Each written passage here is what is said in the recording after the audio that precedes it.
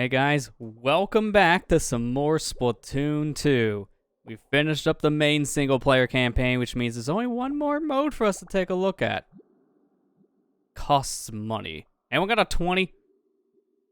No, but you got a Nintendo Switch Online Plus expansion pack. Wait, that existed in 2018? No. No. Oh. But you got it now. Send past me the $20 bill, please.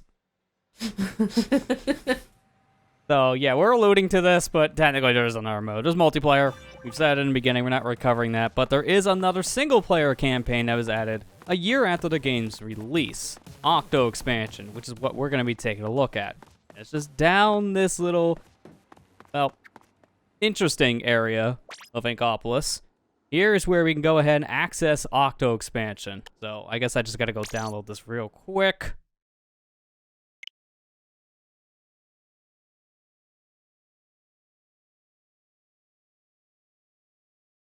Can you replay this mode at any time? Oh, could not display page. What? Why? Oh. Um. Uh-oh. Nintendo. So, there's a little bit of a story I have to kind of tell, and it's because of me having more than one Switch. So, here's the thing. I own this DLC. I actually do legitimately own this, because we did allude, you can actually access this DLC if you have the Nintendo Switch expansion pack service. It's just included with that now. But I do own it on my primary account, which was on this system, except this Switch I was recording from was not the primary Switch. So, due to that, I couldn't access the DLC unless I was using the correct account, which one we're using doesn't own the DLC. It's kind of a whole mess. One Switch later, and here we are in Octo expansion. Oh my gosh. Oh my god. Learned that one kind of the hard way. An octopus unaware of where it's down. Oh, I didn't read all the text there. Oops.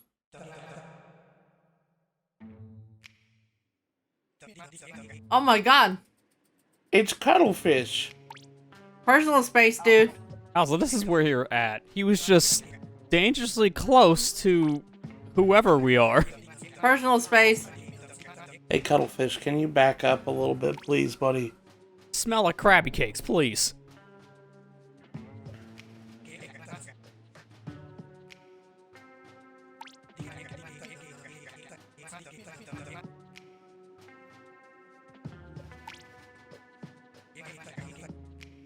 They know about Agent 3?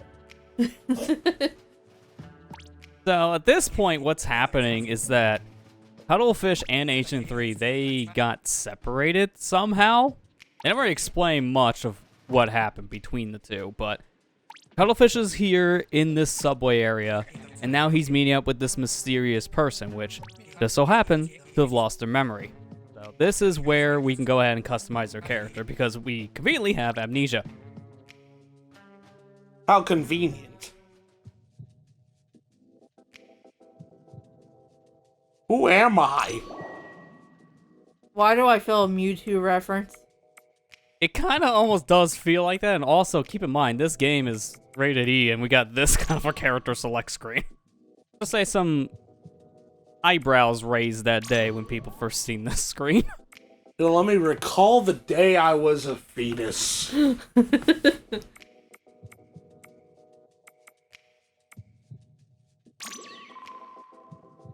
So, this one, we actually get to play as a different character. In the main single-player campaign, this was before playable Octolings were a thing, but Octo expansion focuses around a new playable agent, and this one is an Octoling. Normally, Octolings are an enemy to Inklings in general. They always try to attack, kill, and steal the Great Zapfish, as you do. But this one's different, as this one heard the Calamari Incantation, and that song in this world, it frees the Octolings from their evil ways. It just converts them into more kind-hearted beings, and they can get along with Inklings. Which is why in the series now, we can see Inklings and Octolings go hand in hand, because of that one specific song. Wow, that's interesting. Who could have guessed that the power of music could bring people together? The Katamari Incantation is just this world's national anthem, and it brings everyone together. Yeah. Why don't you go up to the ramp? I don't know, it's a suspicious subway. I've never actually been on the subway my entire life, so I'm just like... You don't wanna. Like, this one doesn't really feel realistic. Where's the rats? Remember, mammals don't exist in this world yet. Oh, that's true. It would be like a squid rat or something. Well, I mean, there's one mammal, and he just judges the games that are played. Well, technically we know there's more than that. There's technically two. The two cats, well actually just three because of that. The two cats and then Mr. Grizz. Mr. Grease. We don't talk about Mr. Grizz. He's only there for Salmon Run. Yes, and only on some days of the week.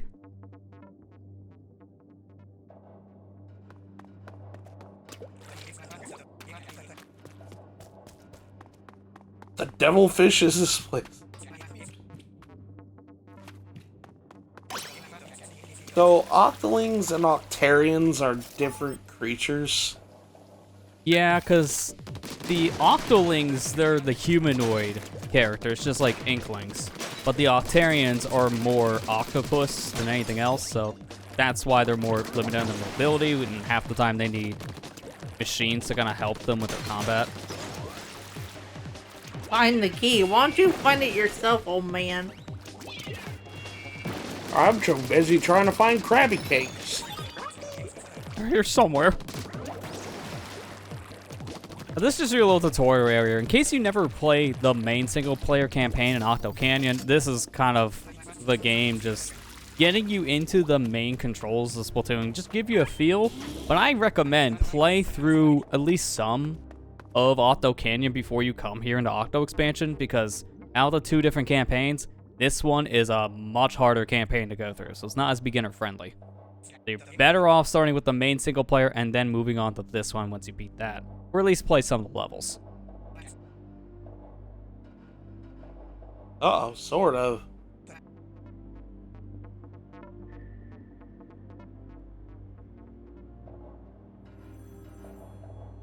Hey, Cuttlefish, your phone's ringing.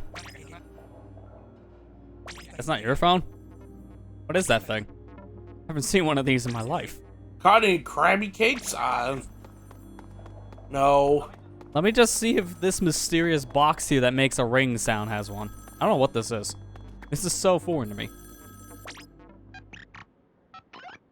That's a telephone? I thought they had flip cases on them.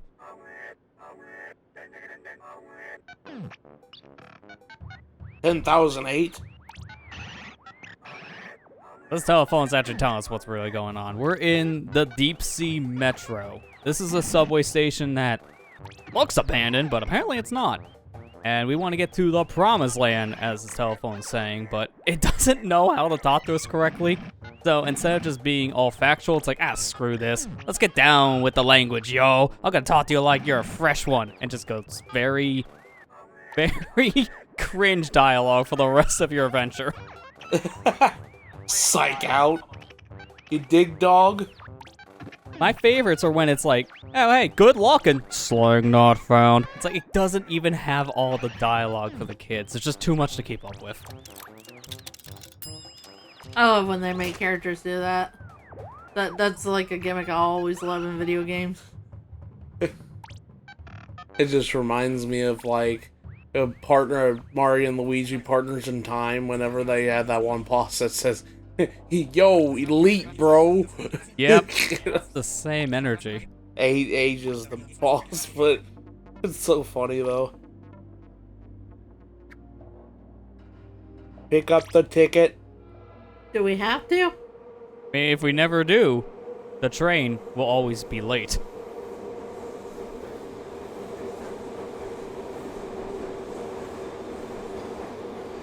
How timing is that? Like, you pick up the ticket and the train shows up. It was just parked. That's what happened. It sees Agent 8 pick it up. It's like, all right, they got it. Kick in the gear. Oh, so now we should move the train. Our one and only passenger finally decided they want to get on board. All right, pull it in. Come on, Cuttlefish. Stop talking about Krabby Cakes. Get on. He won't stop. That's his fascination. You will learn the hard way every time you talk to him. Comes up in some kind of conversation. Got any Krabby Cakes? Well, you're pooped? I had to go find a key on my own. Shoot up a whole warehouse. You? He looked at me weird. That was it. Like, really weird. Like, personal space weird. Yeah, I did enjoy that wake-up call, Gramps. I love this guy's name is Sea Cucumber. Yeah. I wonder what kind of creature this thing is. Oh, we're just gonna Zora King's scoot all the way over here. Yeah, it's okay. Take your time. Not like we're going anywhere, apparently. I don't know where we're going.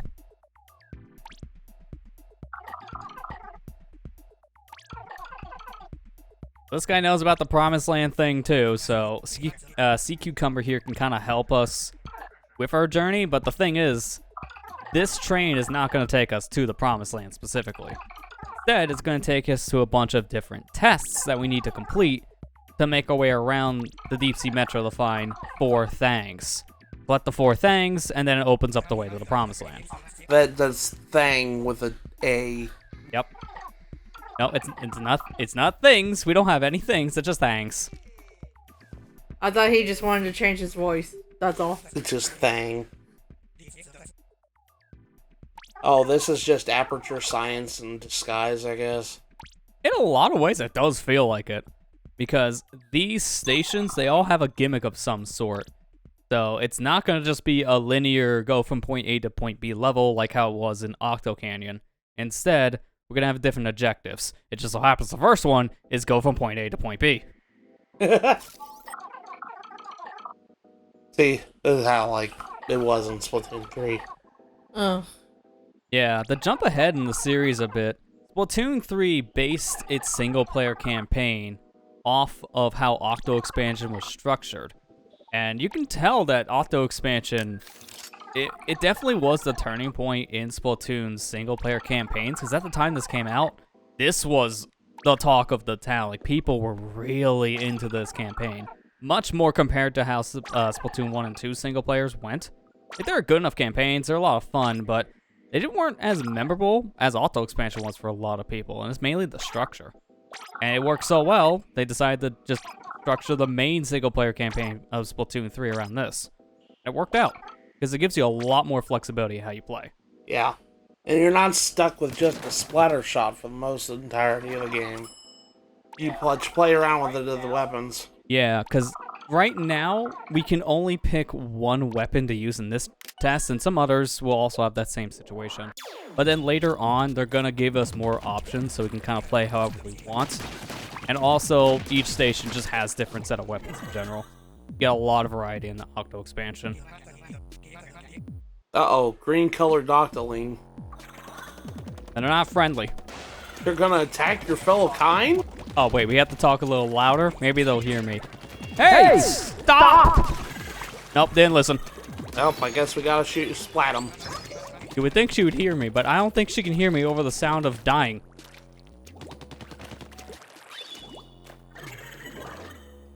Well, they got the hypno shades too, I guess. Yeah, pretty much.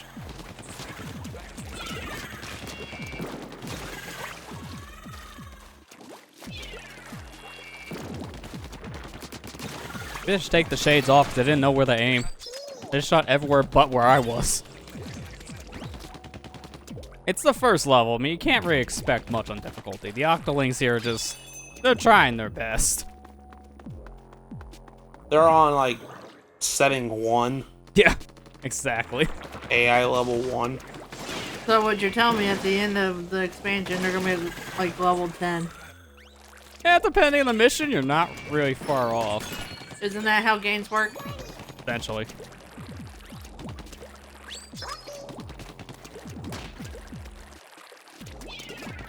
So this is the goal, and this is what we're looking for a majority of our tests. We're looking for a cylinder like this to break open. Then once we touch it, then we pass the test, and we get a little collectible at the end of it too. Dun dun dun dun dun dun dun. I always like that little jingle that happens. That's really good.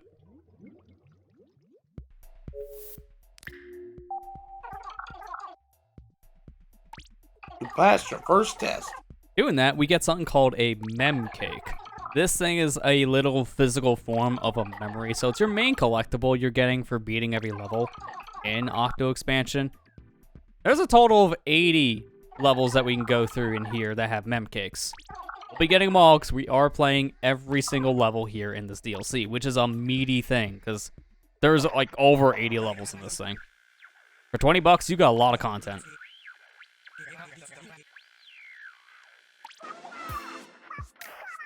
Oh, hi, Pearl. And Marina. But where is Agent 3? What have you done with him or her? I don't know which player character we have.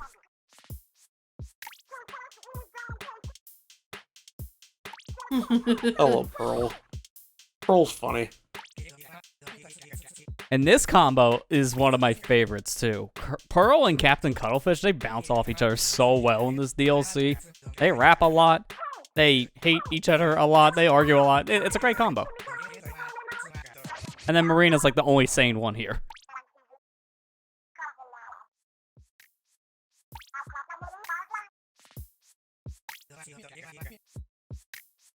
So, I don't know how exactly they picked up on our transmission. I'm going to say that's Marina and her smarts. We'll learn more about her smarts in this story the more we go on, but her and Marina pick up the signal, and now they want to try to help both Cuttlefish and our new Octo friend here, Agent 8, get out of here. And we're going to need that assistance, because we have no idea where we're going. Yeah. Random go on a random subway train. I don't know where that's going. Just said something about a promised land. That's a... Good enough reason for me. Essentially. I love how that little thing just fell over after that conversation.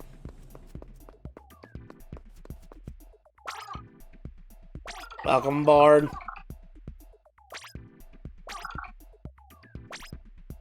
After a while, you can tell this guy's like, please stop talking to me, please. When he goes silent with the ... you know, it's like, please move on, get out of here. Just go. Just stop. Please stop talking to me. I'm an anti-social sea cucumber. Just leave me go. Oh, we're gonna be balling, huh? Yep, so we're not just gonna be playing around with the main weapons in the game, we're also playing around with the specials too. So this is how I was saying before, we're gonna have a lot more variety here than we did in any of the main single-player campaigns for Splatoon 1 and 2 combined. This is something you would have never seen until Octo expansion happened. I love it! Except it's baller, so it's a little unwieldy at first. Then the Octarian looked like he had mustard on his mouth. It's just the lighting alone made him look like he had a snack before Agent 8 got to him. It's like, oh, Agent 8 will never be balling. Decides to ball. Oh, what the heck? You shouldn't have said that. You killed him. How much balling are you? Not enough. Pushes it right off. The thing with ballers, if you get tapped at all from any of these ink sticks, it's very easy to just get pushed right off the edge.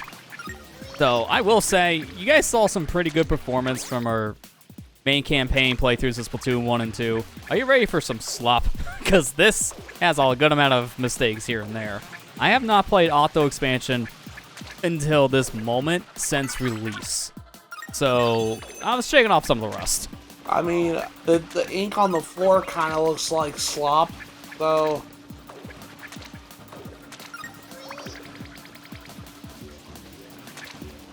That was close. Yeah, there we go. Oh, I'm sorry. Did you want to have a working jump button? I don't think so. Because at that moment, I literally did a double take. Wait, what? No, I felt the button be pressed. Okay, that one I'm just bad, but I felt the button press on the second attempt. You must pay the fee again. We actually got to see Lester get a continue. Yeah, if you lose lives, then you have to pay, but you get the restart from checkpoint. Compared to the main campaigns of 1 and 2, where, oops, start from the beginning and reload into the level. This one's a lot more forgiving. We get to actually see Lester be normal for once and not be perfect. Thank currency, making it so I can't splice things correctly. Wait, my secret's out. Oh, no. No, I'm just that good. It's just I had an off day. not copium, I swear.